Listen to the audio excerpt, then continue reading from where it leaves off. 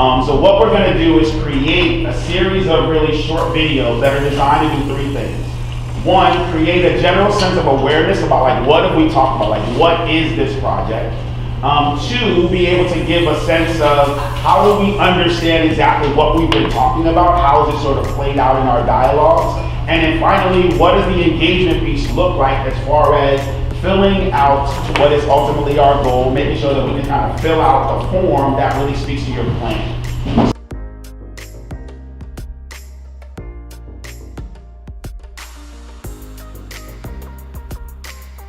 I just want to hear from folks like rapid fire.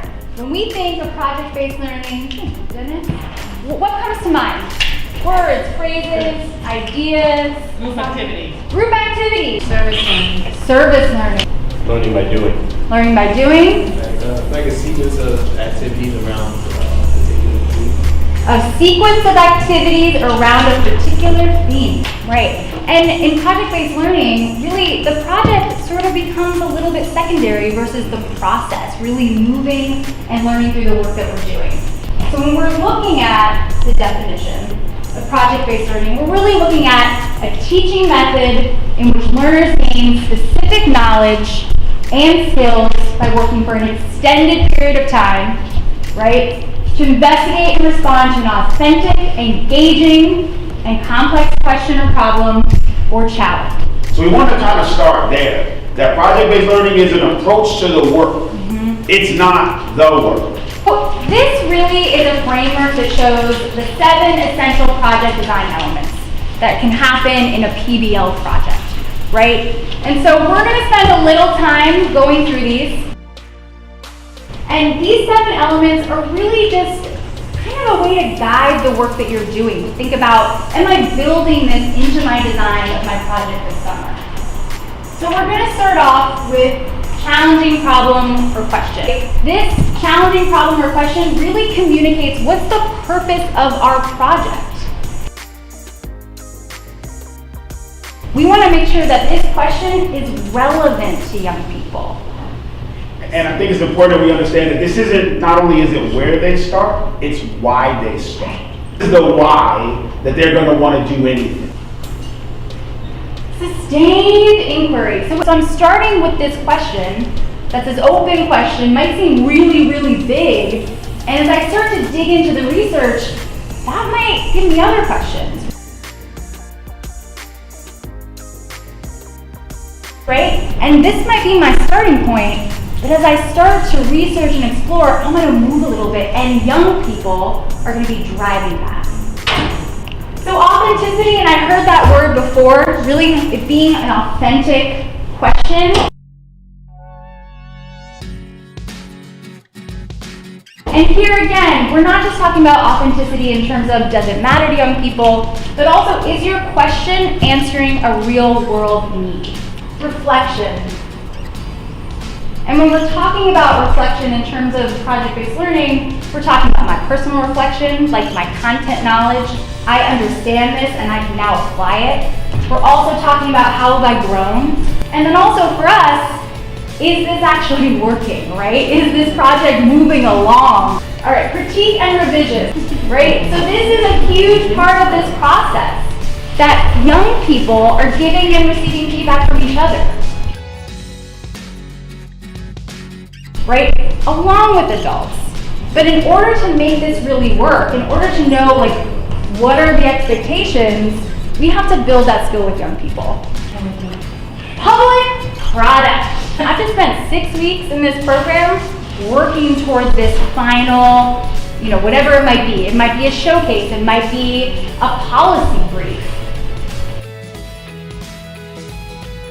What I did this summer actually matters. It has an impact, and other people need to see it. So DYCD is looking for, throughout your program, are you building in opportunities for youth voice and choice? Project-based learning is really, it's an iterative process. You change, you move. Young people often come out with the end product, right? So how are you being really intentional about building these opportunities through an inquiry process? We're also thinking about project lead. What's our project theme? What sector are we really going to connect to? And what are our larger learning goals? It's all about work readiness. You heard the question before, what's the difference? What is the difference between what we're doing this summer versus the service learning that's happened last summer? And the way that this is really being framed is skill-based, right? But really getting young people ready for a workforce. We're in an activity called Mingle, Mingle, Huddle, Huddle. And when I say mingle, mingle, you're just gonna walk around, you're gonna introduce yourself to folks, shake people's hands. When I then say huddle, huddle, you have to quickly get into a group. I'm gonna give you a topic to discuss with your team. Mingle, mingle, folks. Mingle, mingle.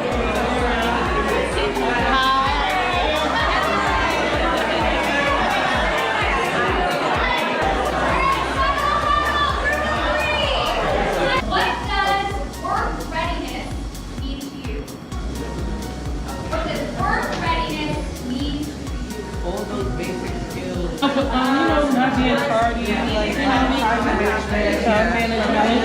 Knowing, like you said, resume building.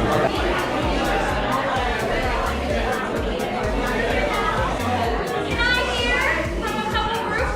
What do we think work readiness is? Teaching soft skills. Pretty much what she's trying to do is train the kids to kind of like have like a toolkit, you know, a belt with different tools.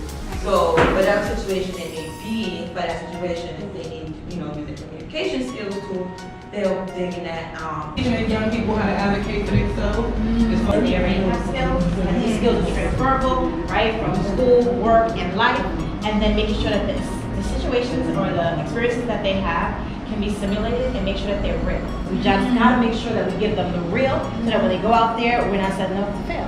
Responsibility, accountability, those things.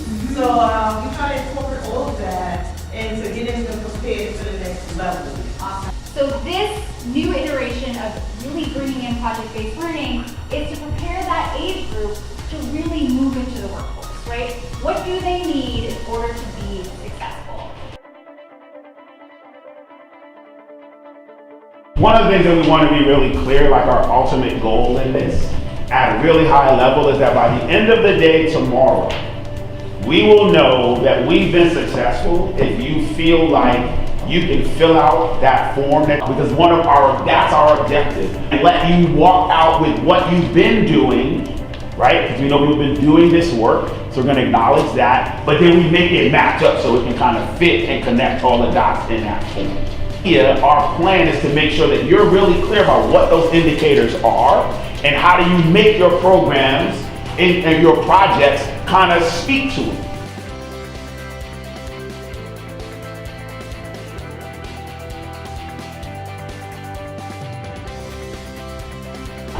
So if we look at our project plan here, right, you're going to see on the first page, right at the top, it asks you to say, please select the project theme that this project relates closest to.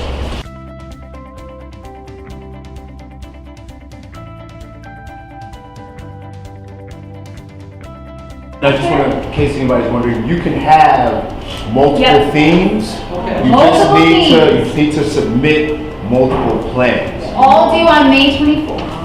I believe the ratio is 1 to 20 in the classroom. You can have one plan of 20 people doing this, 20 people doing that. And then it also asks you to select the industry, purpose, and sector. So for DYCD, for NYC, this is part of a larger city initiative that's really thinking about how are we getting young people not just ready for a job, right, but ready for a potential career. In a nutshell, like that's what they're really asking us to do.